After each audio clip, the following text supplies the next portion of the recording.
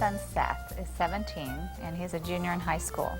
He's active in the football program. My mom is understanding, she's intelligent, she's relatively easy to be around. He's charming, he's good looking. She gives me a lot of freedom and she trusts me for the most part. And he's wonderful.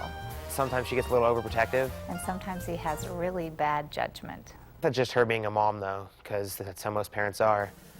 For example, a number of months ago, I was headed out on a business trip. She was going to Puerto Rico, and I'm like, okay, she's gonna be out of town for a long weekend. So a lot of things had to be set up before I left.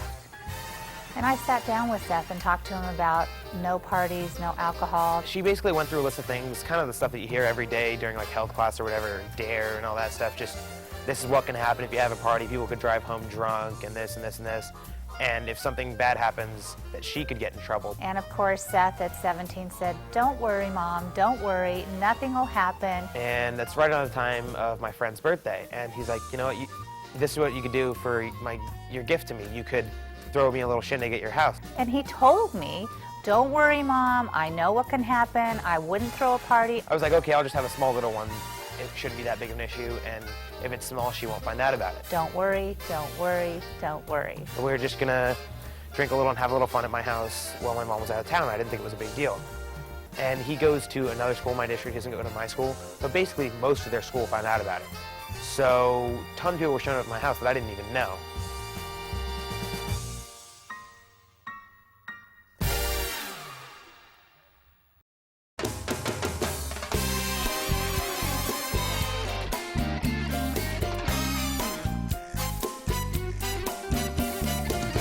The party on Friday, the one that was supposed to be my friend's birthday party, was a blast. It was one of the best parties I've ever been to.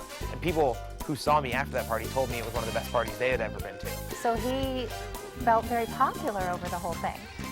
And people that he didn't even know were surrounding him and talking to him. The next day I cleaned it all up, and that wasn't that big of an issue. The big issue was Saturday night, because earlier in the week, I'd said something to one of my football buddies about, oh yeah, my mom's gonna be out of town this weekend. I was like, you should throw a party. I thought, oh, well, why not?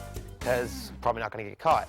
So he's like, who do you want to come? I'm like, I don't know, invite some people, I don't really care. And when I told one of my friends, invite some people, it turns out that most of my school found out about it. So there'd be random people walking up to me at lunch during that school week going, hey, you're Seth, right? Huge party at your house on Saturday. I was like, oh no. This was Saturday midday. And I had talked to him a couple of times.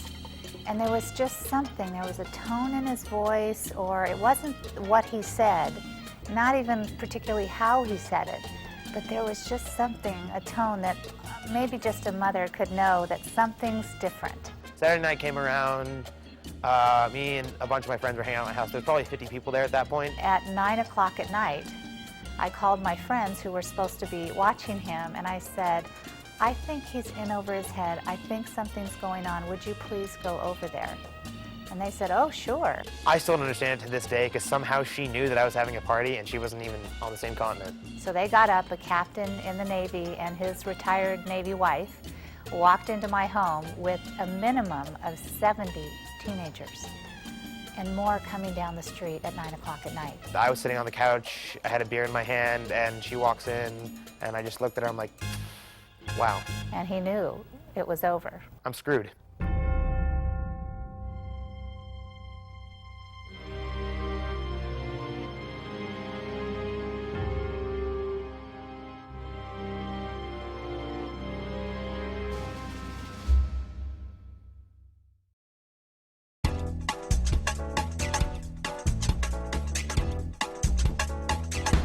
Pacing in a tiny hotel room, wringing my hands thousands of miles away, I knew he was okay.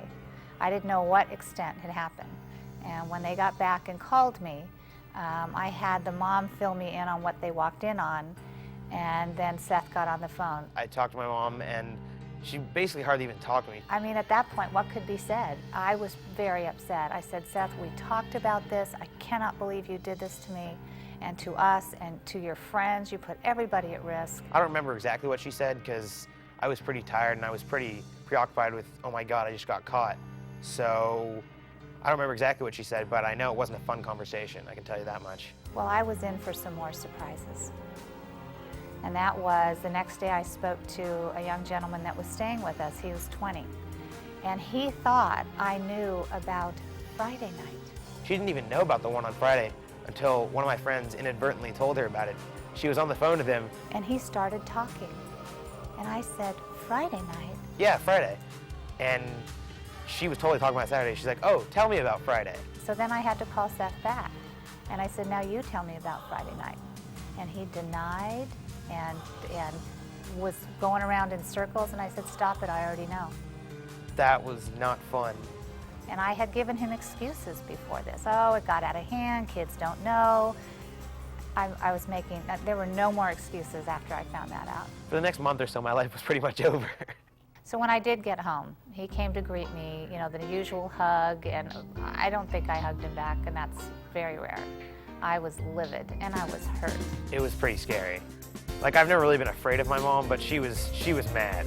And I walked in, and my beautiful tile floor was sticky like I have never known it. The carpets had to be cleaned because there were some stains, and a couple sprinkler heads got broken. There were bashes on the wall. And the piping under the driveway started to leak. I think, now nobody will collaborate with me on this, but I believe there was some pot smoking in the garage. It was basically completely filled with smoke, like you could walk in there, you hardly see in front of you. I'm like looking around my own home as if I didn't know what I was going to find. Total damage money-wise, it was...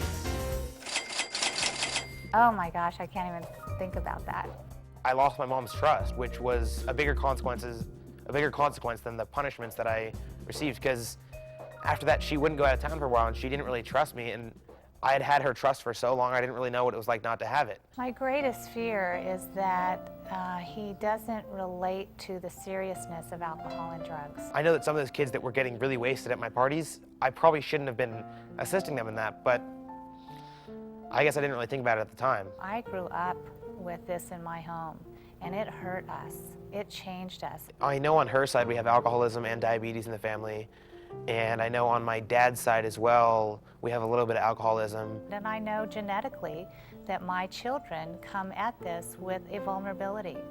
And so I would like them to recognize that seriousness. She doesn't want that to happen to me. She doesn't want that to happen to my kids either, for me to become an alcoholic or something. I mean, there's so many things where this could go, and I don't want to lose it. It can make you die young, and I don't want to die young.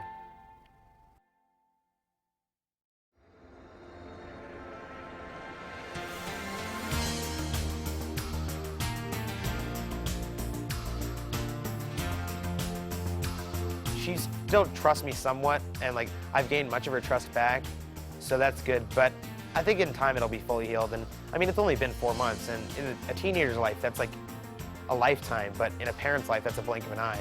He has a much greater appreciation of mother's intuition. I can't tell you what it was in that phone call, but you know, he respects that, and he's scared.